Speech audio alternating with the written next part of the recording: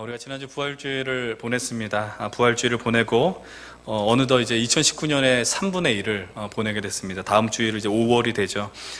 정말 이제는 뭐 시간의 흐름에 대해서 이야기하는 게 상투적으로 다가올 정도로 너무 빠르다라고 하는데, 그 빠른 시간 속에서도 여전히 하나님께서 우리를 신실하게 불러주셨고 일하시고 있다는 것을 우리가 또 기억하고 감사할 수 있는 그런 날이 되었으면 좋겠습니다. 지금까지 우리는 아브라함의 삶을 통하여서 역사하신 주님 하나님의 모습들을 끊임없이 살펴봤습니다. 이제 오늘 우리가 창세기 19장에 이르러서는 이제 아브라함을 향하고 있던 우리의 시선들을 이제 조금 다른 이로 환기시키는 장면이 등장하게 됩니다. 그 다른 이가 누구냐? 바로 아브라함이 등장했을 때부터 함께 이름이 거론되었었던 바로 그 아브라함의 조카 롯의 이야기가 등장하게 됩니다. 여러분, 우리가 잠깐 그 창세기 앞부분의 장면들을 복기할 필요가 있습니다. 롯이 언제 어떤 부분에서 나왔느냐? 우선 창세기 13장에서 함께 아브라함과 롯이 살고 있었습니다. 그때에 많아진 재산과 살림으로 인해서 그들은 이제 분가할 수밖에 없게 된 거죠. 헤어지게 되었어요. 그때 아브라함이 조카 롯에게 먼저 선택권을 줬죠. 네가 좌하면 난 우할 것이며 우하면 내가 좌할 것이다 라는 이야기를 합니다. 그래서 롯이 어떤 땅을 선택하였습니까? 바로 요단 지역에 속한 소돔 땅을 선택하였고, 아브라함은 지금 아브라함이 있는 그 헤브론 마므레에 정착하게 되었다는 것을 보게 되죠. 또 이후 롯이 어디에 나오게 되냐? 창세기 14장에도 나오게 됩니다. 그때 그돌라오멜 동맹군에 의해서 롯이 포로로 잡혀가게 됩니다. 포로로 잡혀갔다는 소식을 듣고 아브라함이 잘 훈련된 용사 318명을 데리고 롯을 구출하는 장면을 우리는 살펴보게 될 수 있죠. 그러면서 이제 롯이 잠시 우리의 기억에 잊혀지게 됩니다. 그리고 이제 잊혀졌다 다시 롯의 이름이 등장하게 되는데, 바로 오늘 본문 19장에 나오게 되는 것이죠. 여러분, 이 19장의 현장은 어떤 곳입니까? 바로 롯이 창세기 13장 본인이 선택했던 땅 소돔 땅입니다. 19장 1절로 2절의 말씀을 우리 좀 같이 보기 원합니다. 오늘 읽진 않았지만 19장 1절과 2절 같이 읽어봅니다. 시작. 저녁 때에 그 두 천사가 소돔에 이르니 마침 롯이 소돔 성문에 앉아 있다가 그들을 보고 일어나 영접하고 땅에 엎드려 절하며 이르되 내 주여 돌이켜 종의 집으로 들어와 발을 씻고 주무시고 일찍이 일어나 갈 길을 가소서. 그들이 이르되 아니라 우리가 거리에서 밤을 새우리라. 우리가 바로 직전에 본문 18장에서 세 사람이 아브라함에게 나타났던 것을 아마 기억하실 것입니다. 그 세 사람 가운데 한 분이 하나님이었다라는 것을 우린 또 기억을 하시고요. 아브라함은 그 오신 세 사람을, 세 분을 아주 극진하게 모셨음을 우린 보게 됩니다. 그리고 그 이후에 아브라함과 하나님이 남아서 대화하는 장면, 아브라함이 간절하게 소돔의 심판을 면하게 해달라는 기도를 드렸다는 것을 우리는 지지난주에 발견하였습니다.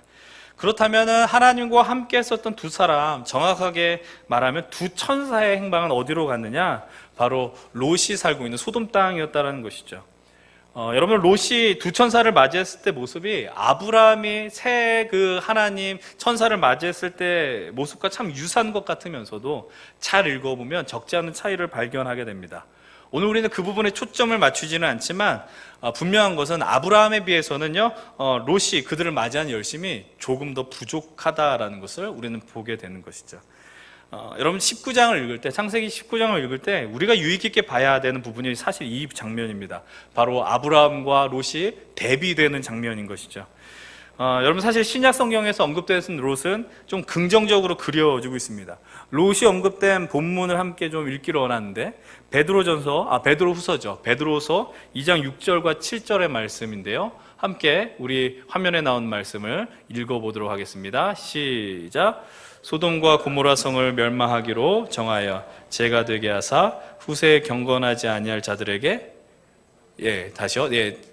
후세부터 읽겠습니다. 시작. 후세에 경건하지 아니할 자들에게 본을 삼으셨으며 무법한 자들의 음란한 행실로 말미암아 고통당하는 의로운 롯을 건지셨으니. 우리가 시간 관계상 읽지는 않았지만 이 앞부분에 보면 롯이 누구랑 같이 언급이 되냐면 정말 타락했었던, 심판이 임했었던 홍수시대의 노아와 이 롯이 이름이 같이 등장하게 됩니다.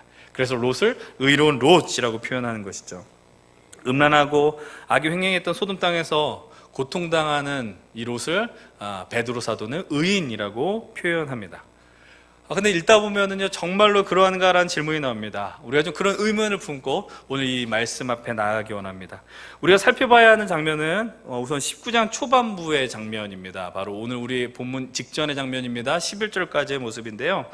롯이 두 천사를 맞이하게 됩니다. 그래서 그들을 집으로 들이고 식사를 대접하게 되는데, 문제는 무엇이냐 하면 그곳에 살고 있었던 자들이, 그러니까 쉽게 말하면 원주민들이죠. 소돔의 원주민들이 롯의 집에 낯선 이방인이 들어왔다라는 것을 발견하게 된 것이죠.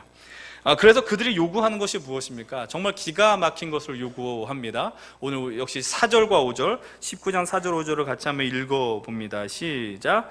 그들이 눕기 전에 그 성사람 곧 소돔 백성들이 노소를 막론하고 원군에서 다 모여 그 집을 애워싸고 롯을 부르고 그에게 이르되 오늘 밤에 내게 온 사람들이 어디 있느냐 이끌어내라 우리가 그들을 상관하리라 라고 이야기를 합니다. 소돔의 원주민들이 롯에게 요구한 내용이 무엇입니까? 너희 집에 들어온 손님을 우리에게 내놓으라 라는 거예요. 근데 어떻게 하겠다? 우리가 그들을 상관하리라 라는 겁니다. 여기서 상관한다라는 단어의 의미가 무엇입니까? 이 단어, 히브리어 단어는 우리가 너무나 익히 알고 있는 야다라는 단어이죠. 안다라는 단어입니다. 그러나 이 안다라는 단어의 용법 가운데 상당히 많은 부분을 차지하는 것이 바로 성적 경험까지도 포함을 하고 있는 것이죠. 쉽게 말하면 롯을 향해서 이렇게 이야기합니다. 너희 집에 들어간 저 두 사람 내놓으라라는 거예요. 우리들 저들을 범할 테니 내놓으라. 너무나도 기가 막힌 요구를 하는 것입니다. 우리가 이 본문을 대하면 늘 동성애의 죄악만을 좀 부각하는 것으로 해석을 합니다. 근데 여러분, 이 장면은요, 단순히 동성애의 죄악만을 부각하는 것이 아니라 이 소돔 땅이 얼마나 타락했는가를 보여주는 장면이라는 것을 기억하고 보셔야 돼요. 얼마나 많은 폭력적인가. 여러분, 그때 롯의 반응이 정말 대단하죠. 여러분, 성경 있으신 분들 같이 좀 읽기를 원합니다. 6절과 7절의 말씀 같이 읽겠습니다. 시작. 롯이 문 밖에 무리에게로 나가서 뒤로 문을 닫고 이르되 청하노니 내 형제들아 일어나글 행하지 말라라고 이야기합니다. 여러분, 롯이 자신의 집을 둘러싼 원주민들과 대화하기 위해 나갑니다. 자기의 집에 온 손님을 책임지기 위한 행동이겠죠.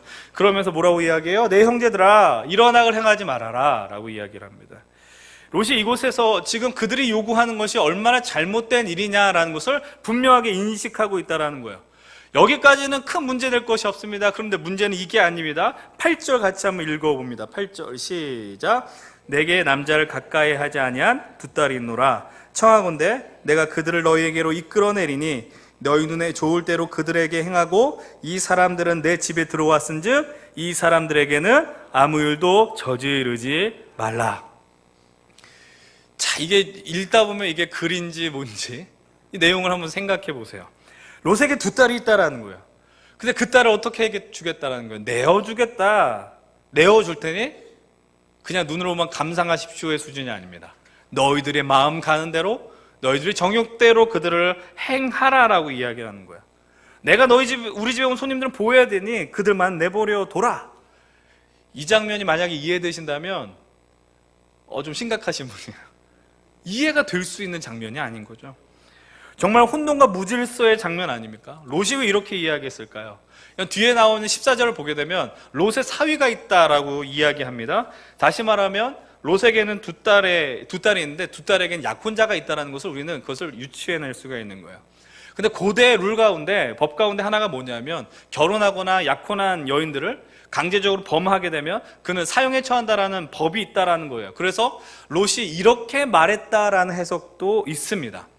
근데 아무리 그러한 법이 있다 한들 저렇게 이야기하는 것도 이해하기 어렵고, 롯이 그 시대에 롯이 살고 있는 소돔의 상황을 제대로 이해했다면 이런 이야기 감히 하지 못했을 거예요.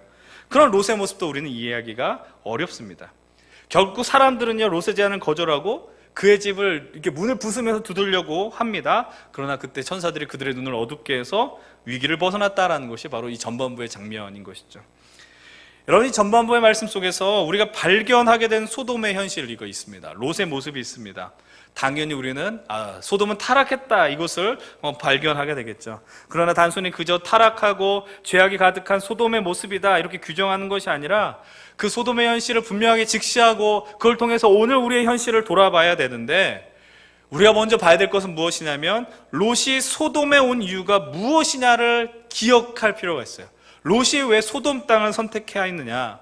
처음에도 잠깐 언급했지만 창세기 13장에서 아브라함과 함께 했었던 롯에게 아주 그 재산들이 많아짐으로 인해서 각자 목자들의 다툼도 벌어지고요. 그래서 요즘 말로 하면은 분가하기로 그들이 결정하지 않았습니까? 그때 아브라함이 조카 롯에게 먼저 선택지를 양보하고 그래서 롯이 먼저 선택한 땅이 어디냐라는 거예요. 우리 알고 있는 것처럼 소돔 땅이라는 것이죠. 근데 그것을 어떻게 이야기하느냐? 우리가 13장, 창세기 13장 10절의 말씀 함께 읽기를 원합니다. 화면에 나오는 말씀 같이 한번 읽어보기 원합니다. 네, 시작. 이에 롯이 눈을 들어 유단 지역을 바라본즉 소달까지 온 땅의 물이 넉넉하니 여호와께서 소돔과 고모라를 멸하시기 전이었으므로 여호와의 동산 같고 애굽 땅과 같았더라. 잘 보셔야 돼요. 여호와의 동산 같고 애굽 땅과 같다. 롯이 그 땅을 선택한 이유는 물이 넉넉하다라는 거예요. 여러분들 지금도 마찬가지일 거예요. 만약에 아무것도 없지만 그럼에도 불구하고 삶의 생존을 위해서 필요한 것, 물 아니겠어요? 마을이 형성되고, 그러니까 우물을 계속해서 나중에 보면 이삭이 우물 파는 장면도 나오는 거예요. 왜 파겠습니까? 살기 위해서 파는 것이죠. 이것은 충분한 매력적인 이유가 됩니다. 선택할 수 있는. 근데 뒤에 말씀을 기억하시죠? 뭐라고 이야기합니까? 여호와의 동산 같고 그 다음에 뭐라고 표현해요? 애굽 땅과 같았다. 이 말씀이 너무나도 아무렇지도 않게 자연스럽게 느껴지십니까? 여호와의 동산과 애굽 땅이 동일한 가치로 비교될 수 있을까요? 그럴 수 없다라는 거야. 하나님의 다스림으로 인하여서 임하는 평안, 세상의 권력과 힘이 지배하는 그 애굽 땅 결코 동일할 수 없습니다. 마치 이 문장은요 이런 것과 비슷한 거예요. 저 사람은 참 거룩한데 타락한 사람이야 라고 말하는 거하고 똑같은 이야기예요. 이 문장이 자연스럽게 느껴지세요? 어색하지 않습니까? 거룩하면서 타락한 사람이야. 여러분, 여기에서 우리가 발견한 롯의 모습은 무엇입니까? 롯이 추구하는 목적과 가치가 무엇이냐라는 거예요. 그것은 바로 애굽이 허락하는 강력한 힘, 그 힘을 통해 누릴 수 있는 안락과 풍요였다라는 사실입니다. 그래서 롯이 소돔에 있으면서 해야 될 일이 무엇이었을까요? 간단합니다. 소돔에서 적응해야 됩니다. 그 땅에서 적응하며 살아가야 되는 거예요. 우리들도 마찬가지입니다. 우리도 새로운 삶의 터전으로 가게 되면 그곳에서 적응하기 위해서 무척이나 애를 쓰셔야 합니다. 그런데 적응한다라는 것이요, 그 모든 것을 다 바꾼다는 의미는 아니잖아요. 나의 어떤 가치관과 내 삶의 목적과 그런 것을 바꾼다라는 의미는 아닐 것입니다. 그럼에도 불구하고 어떤 특정한 곳에 적응하게 되면 우리도 모르게 그곳의 문화, 그들의 사고, 가치관들을 받아들일 수밖에 없게 되는 거예요. 근데 롯은 조금 그 현실을 그냥 무의식적으로 받는 수준이 아니라 적극적으로 적응하려고 했었던 것 같습니다. 여러분, 19장 첫 번째 부분에 1절에 롯이 앉아 있었던 곳이 어디라고 이야기하고 있습니까? 19장 1절에 바로 성문에 앉아 있었다라고 이야기합니다. 저녁 때에. 여러분들, 고대 문화에 있어서, 특히 구약 성경에 있어서 성문의 역할은 한 지역의 출입문의 역할을 하지 않는다는 걸 기억하셔야 돼요. 단순히 출입문이 아니라 정치적인 결정이 벌어지는 재판정과 같은 역할을 하는 곳이 바로 성문이었고, 요즘 우리가 아고라라고 이야기하는 게 있어요. 사람들만 의견이 막 오고 가는 그런 광장. 요즘 말로 표현하면 청와대 홈페이지에 국민 청원하는 그런 사이트들 있지 않습니까? 그런 일들이 어디서 벌어지냐면은 바로 이 성문에서 벌어진다라는 거예요. 그러니까 여러분, 롯이 성문에 앉아 있었다는 말의 의미는 무엇이겠습니까? 롯이 거의 적어도 20년이 넘는 세월 이 소돔 땅에서 살고 있었는데, 이 생활 속에서 정말 열심과 열정을 다해 내 입지를 입증하고 또 내 역할을 감당하기에 애를 썼다라고 해석해도 무리한 해석은 아마 아닐 것입니다. 그곳에서 그는 나름의 영향력을 행사하고 싶었을 거예요. 근데 그곳에서 성공하지 못했다라는 것은 우리가 9절의 말씀을 통해서 발견하게 됩니다. 그것이 무엇이냐? 사람들이 롯에게 이렇게 이야기합니다. 그들이 이르되 너는 물러나라. 또 이르되 이자가 들어와서 거류하면서 우리의 법관이 되려 하는도다. 이렇게 이야기해요. 롯의 집에 있는 천사를 내놓으라고 하면서 롯이 이렇게 제안하죠. 내 딸을 내놓겠다. 근데 사람들의 반응이에요. 너는 물러나라. 외부인이 와서 우리에게 법관 되려고 한다. 왜 굴러온 돌이 박힌 돌을 빼내려고 하느냐라는 그런 표현이라는 거예요. 여러분, 롯의 입장을 인정하지 않는다라는 겁니다. 롯이 소돔에 온 지 거의 24년, 25년이 다 돼가는데 인정받지 못했다라는 거예요. 그러나 그는 그러면서도 그 현실에 롯은 철저하게 순응했다라는 것을 본문 속에서 발견하게 됩니다. 손님을 내놓으라고 그들의 요구 속에 롯이 생각한 게 뭐예요? 딸을 내놓는 거예요. 여러분들 아까 말했던 것처럼 당시의 문화가 결혼하고 약혼한 여인들에게 성적인 수치를 안겨줬을 때 벌이 임해서 그렇게 말했을 것이다라고 우리가 예상할 수도 있지만, 한편으로는 남성 간의 성적인 행동은 온전한 게 아니야, 동성애는 악한 거야라고 규정 지으면서 남자들이 여자들한테 그 어떠한 행위를 해도 그건 문제가 되지 않아 라는 문화 속에 롯이 아무렇지 않게 빠져들었다는 것을 우리는 볼 수 있는 거죠. 그것이 정상적인 관계가 아니라 그를 겁탈을 하든 성폭행을 하든 어떻게 하든 그것은 문제되는 것이 아니라는 소돔의 문화에 롯이 젖어들었다라는 거예요. 그래서 자신의 소중한 딸을 아무렇지도 않게 내놓는다라고 이야기하는 거예요. 오늘 우리가 다루지 않는 본문이지만 여러분, 아이러니하게 결국 이 두 딸을 누가 범하게 되는 거야? 뒤에 롯 자신이 범하게 되는 거죠. 이건 결국 롯은 이후 창세기에서 더 이상 발견할 수 없게 됩니다. 자취를 감추게 되는 것이죠. 여러분, 오늘 우리는 우리의 삶을 살아가고 있습니다. 우리 인생을 살아갑니다. 살아간다는 건 정말로 중요합니다. 왜냐하면 하나님이 허락하셨기 때문에 살아갈 수 있는 거예요. 근데 문제는 무엇이냐면 오늘 우리가 살아가는 이 현실이 완전하지 않다라는 것이 문제죠. 여전히 악이 횡행합니다. 인간들의 탐욕이 난무하고 자기의 목소리만을 내려고 하는 시대입니다. 그런 시대 속에서 우리가 마치 믿음을 지킨다라고 하면은 고고한 척 보이고요, 고상한 척. 그래서 사람들이 너 왜 그렇게 사냐 이상하게 보는 시대가 되는 거예요. 하나님 나라의 삶을 살아내는 것이 정말 만만하지 않은 시대 속에 우리가 살아가고 있습니다. 그래서 우리는 한 주간 살아가시면서 우리가 있는 그 자리에서 철저하게 그 현실에 적응하며 살아갑니다. 물론 여러분들 적응하면서 살아가야 됩니다. 그런데 그 적응함이 하나님을 잊게 할 만큼의 적응이 되어서는 안 되지 않겠습니까? 이 소돔에서의 가장 무서운 장면이 뭔지 아세요? 롯의 이야기를 거부하고 사람들이 롯의 집에 문을 부수려고 하는데 천사들이 그들의 눈을 어둡게 했다라고 이야기했어요. 근데 그때 눈이 어두워졌을 때 그들의 모습을 한번 잘 관찰해 보십시오. 본문 11절의 말씀 같이 한번 읽어보겠습니다. 시작. 문 밖의 무리를 대소를 막론하고 그 눈을 어둡게 하니 그들이 문을 찾느라고 헤매었더라. 여러분, 그들의 눈이 어두워졌습니다. 그들이 그렇다면 제일 먼저 해야 하는 행동이 뭘까요? 안 보이기 때문에 왜 안 보이냐라고 외쳐야 되는 거 아니에요? 내 눈이 안 보입니다라고 외쳐야 된다고요? 그런데 그들이 여전히 문을 찾았어요. 정말 무섭지 않습니까? 자기의 욕정과 탐욕에 사로잡혀서 자기의 현실을 보지 못하는 거예요. 눈이 안 보인다라는 건요, 그걸 인식하지 못하고 계속해서 롯의 집에 들어간 사람을 찾기 위해 문을 찾는 모습. 우리가 흔히 욕심의 눈이 먼다라고 이야기합니다. 바둑이나 장기를 두시는 분은 아시겠지만 여러분, 우리가 자신이 직접 둘 때보다 옆에서 훈수 둘 때 실력이 몇 급수 더 올라간다는 사실을 아십니까? 훈수를 둘 때 왜 그렇게 될까요? 내가 직접 두게 되면 욕심이 있지만 옆에서 보면 그런 욕심이 사라지거든요. 더 많은 수들이 모이게 되는 거예요. 여러분, 오늘도 우리 마음속에 어떤 원함과 욕망이 가득하면요, 보이지 않아요. 여러분, 제가 절대로 어떤 깨끗한 가난함, 부자 되는 건 죄악이야 이렇게 생각하는 사람이 아니에요. 저는 저와 함께하는 성도님들이 정말 잘 살기를 바라는 마음을 갖고 있어요. 그러나 정말 우리가 무엇을 붙들고 살아가야 되는가, 그것은 놓치지 않았으면 하는 바람입니다. 제가 전에 섬겼던 교회에서 청년들에게 가장 많이 했었던 이야기 중에 하나가 바로 이겁니다. 너무 잘 살려고 애쓰지 말라는 거예요. 잘 사셨으면 좋겠는데, 그들이 성공했으면 좋겠는데, 길들이 잘 풀렸으면 좋겠는데, 그것을 위해서 늘 기도했지만 그럼에도 불구하고 이렇게 이야기했습니다. 너무 성공하려고 애쓰지 마라. 왜 이렇게 이야기했을까요? 그것이 목적이 된 순간에 삶이 피폐해지고 여유가 없어지기 때문이에요. 하나님이 허락하신 넉넉함과 여유로움과 평안이 사라지기 때문인 것이죠. 여러분들 분명히 성경을 보면 아브라함이 상당한 부자였습니다. 아브라함의 아들이었던 이삭은 심지어 이렇게 표현합니다. 마침내 거부가 되었다. 우리는 그 말씀을 너무나도 좋아하죠. 그런데 아브라함의 삶의 목적이 부자가 되는 것이었다라고 표현하는 구절은 단 한 군데도 없습니다. 그냥 하나님과의 관계 속에서 주어진 삶을 살아가게 될 때 경험하는 은혜 중 하나였을 따름이었죠. 이 말을 오해해서 열심히 믿은 부자가 된다 이렇게 해석하셔도 안 됩니다.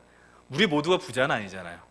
그러나 중요한 것은 굶어 죽게 하지 아니하는 하나님의 은혜를 우리들이 맛보지 않았느냐라는 거예요. 오늘까지 하나님 우리를 인도하셨고 책임져 주셨다라는 거예요.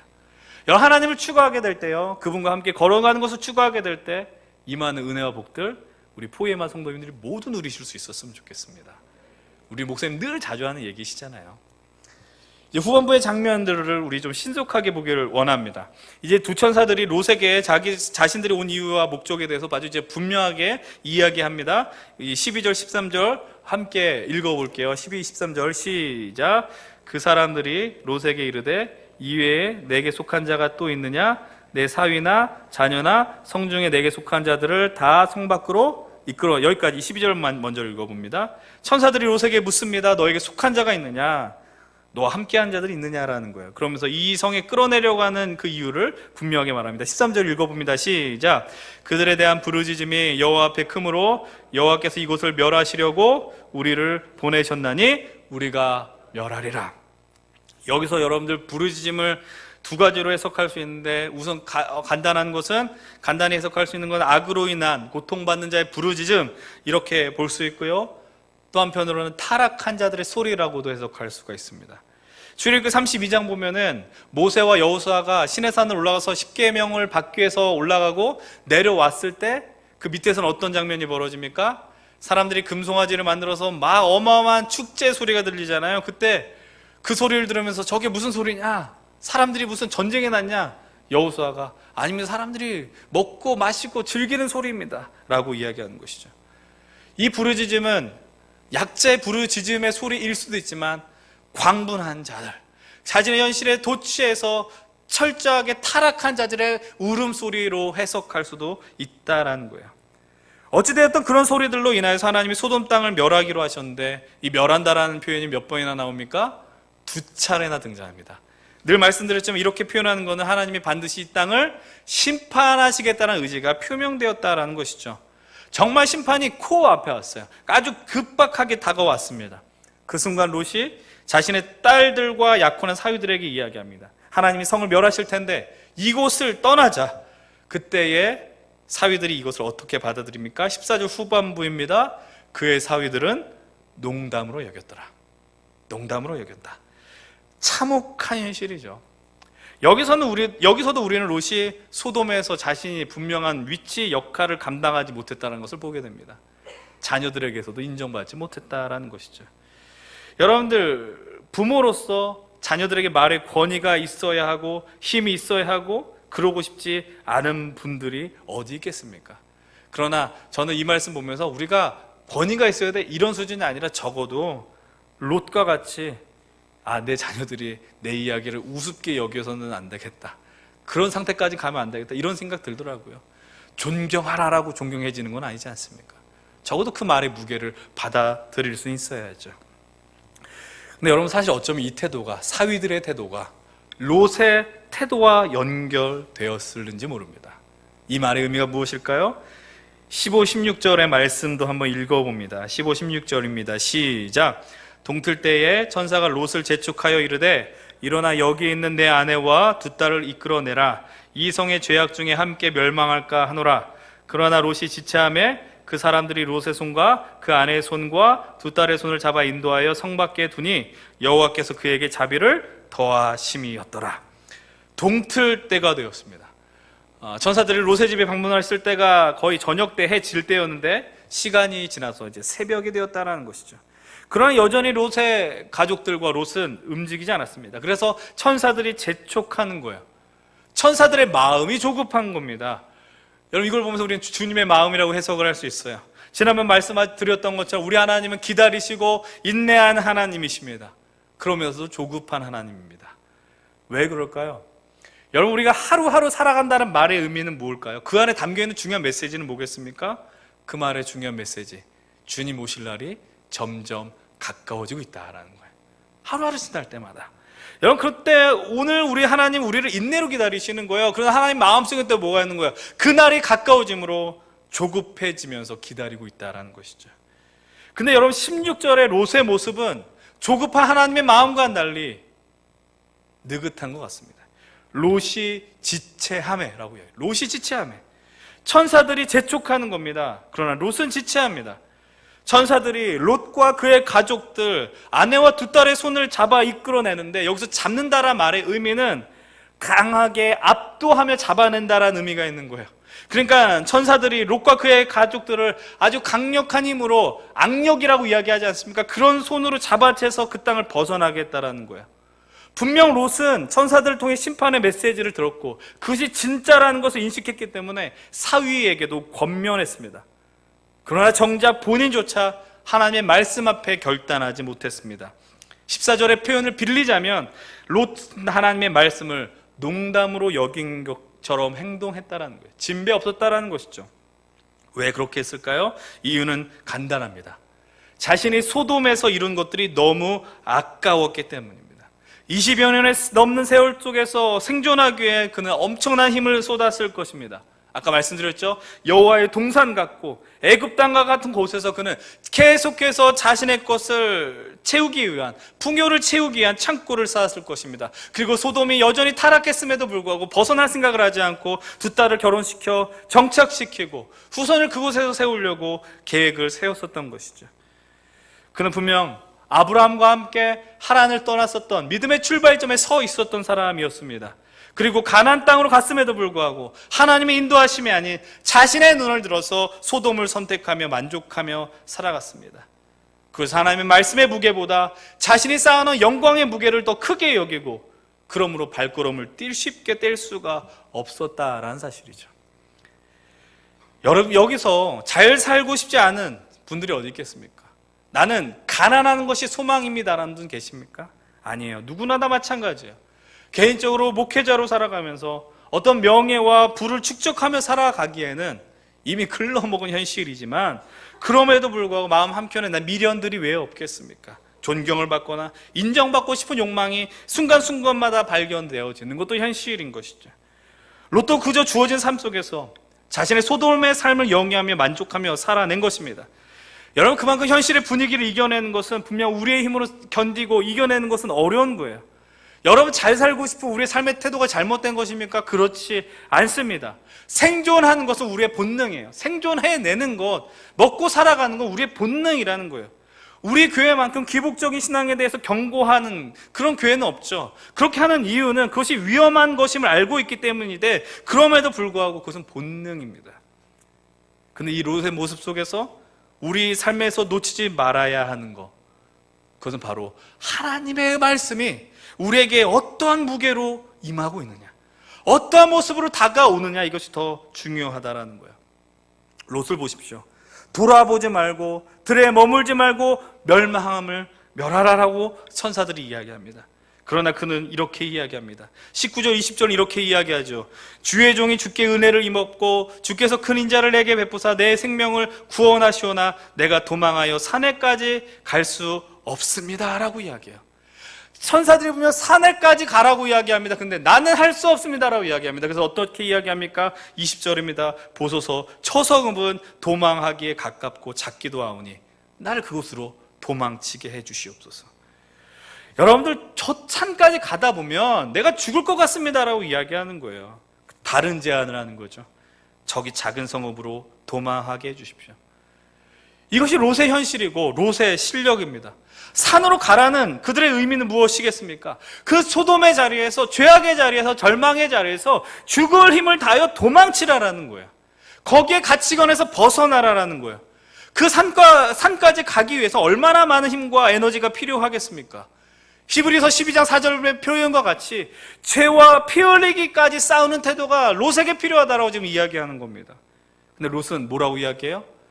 내 힘으로 갈 수 있는 저 성읍까지만 내가 가겠습니다라고 지금 이야기하고 있는 겁니다.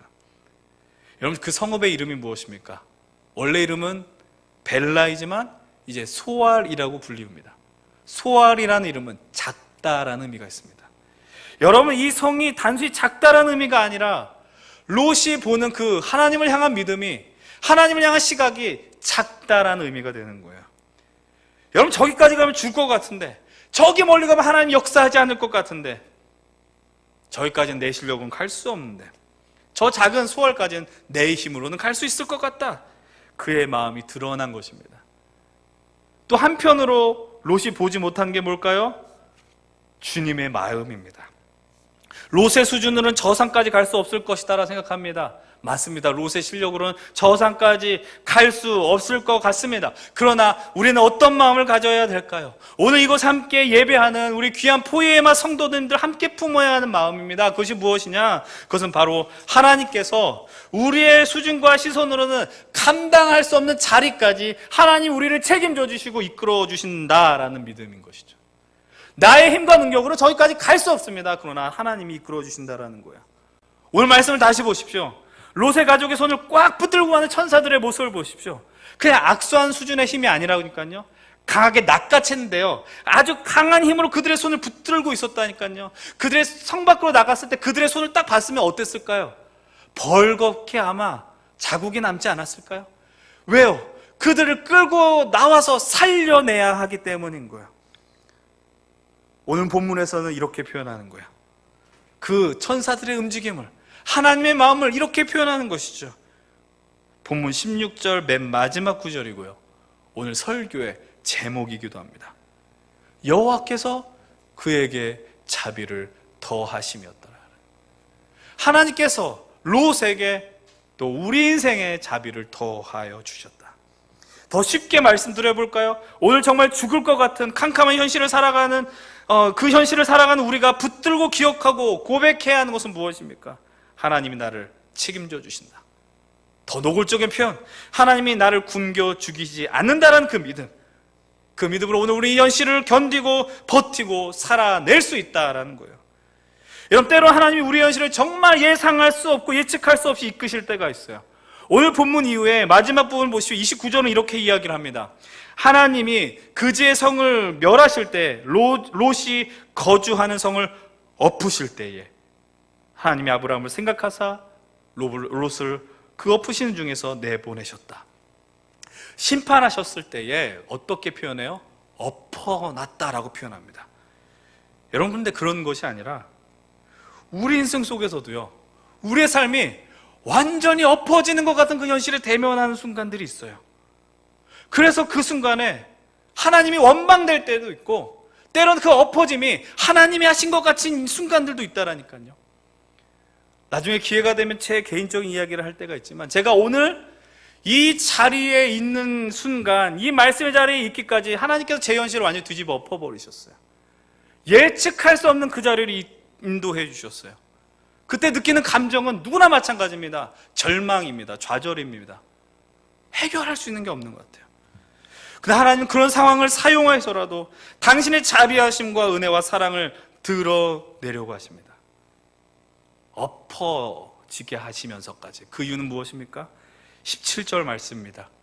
그 사람들이 그들을 밖으로 이끌어낸 후에 이르되 도망하여 생명을 보존하라. 생명을 보존하라. 그들을 향해 도망하게 하는 이유는 무엇입니까? 생명을 보존하라라는 거예요. 너의 생명을, 너의 삶을 지켜내라라고 이야기하는 거예요. 다임 목사님의 책과 설교 중에 이런 표현들 많이 하시지 않습니까? 생명이란 단어의 뜻이 뭡니까? 명령이에요. 살아내라라는 거예요. 여러분, 이 단어 자체에 담긴 의미, 살아내라는 거예요. 그분께서 우리의 삶을 엎으시는 이유, 우리의 손을 꽉 잡고 이끄시는 이유, 그래서 우리에게 자비하심을 더해 주시는 이유, 오늘 우리에게 생명을 주시고 이 땅에 생명을 보존하기 위함이라는 것을 기억해내셔야 됩니다. 여러분들에게 부탁드리고 싶은 말씀이 이것입니다. 삶에서 많이 엎어지는 경험들을 많이 안 하셨으면 좋겠어요. 슬프잖아요. 아프잖아요. 그런데 엎어진다고 해서 그것이 끝이라고는 생각하지 않았으면 좋겠습니다. 두려워하지 마십시오라고 한다고 해서 안 두려워하진 않아요. 물론 두렵고 무섭습니다. 그런데 기억하십시오. 그 엎어짐 속에서 우리 하나님 당신의 은혜와 자비하심을 더해 주십니다. 하나님 먼저 엎어지셨어요. 하나님이 먼저 자신의 삶을 엎어버리셨다고요. 그리고 엎어짐 속에서 살아낼 수 있다는 걸 증명하기 위해서 오늘 우리에게 부활의 주님으로 나타나셨다는 겁니다. 그래서 그 부활이 우리에게 큰 위로가 되고 격려가 된다라는 겁니다. 그러므로 우리로 하여금 그 생명, 주신 인생을 살아내라고 오늘도 명령하시고 오늘 우리를 응원하시고 격려하시며 함께 걸어가십니다. 오늘 말씀을 처음 시작했을 때 베드로 사도가 롯을 향해 의롭다라고 이야기했다 그랬죠. 근데 오늘 읽다 보면 의로운 게 없어 보여요. 근데 여러분, 그것보다 더 중요한 건 뭐냐면 롯은 형편없는 삶이었음에도 불구하고 하나님의 은혜와 사랑 안에 있었다라는 겁니다.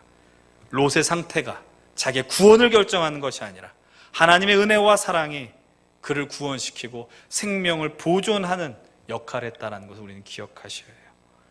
주님께서 오늘도 우리에게 동일한 은혜를 주십니다. 하나님께서 우리 이곳에 있는 여러분 각자에게 우리 포에마 예수교회 위에 당신의 자비하심을 더하셨음을 기억하시기 바랍니다. 이유는 분명합니다. 생명을 보존하라는 것입니다. 살아내십시오. 그리고 그런 오늘도 힘겨운 현실 속에 살아가는 여러분들의 손을 정말 강력하게 붙들어 주심으로 오늘은 우리는 결국에는 살아내실 것입니다.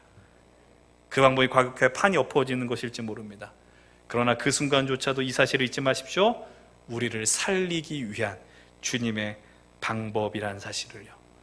엎어진 순간 속에서도 외면하지 않고 우리의 손을 붙들어 가시는 그 하나님의 은혜가 오늘 이곳에 함께 예배하는 저와 우리 여러분들, 우리 포에마 예수교회 위에 영원토록 함께 하실 간절히 축원을 드립니다.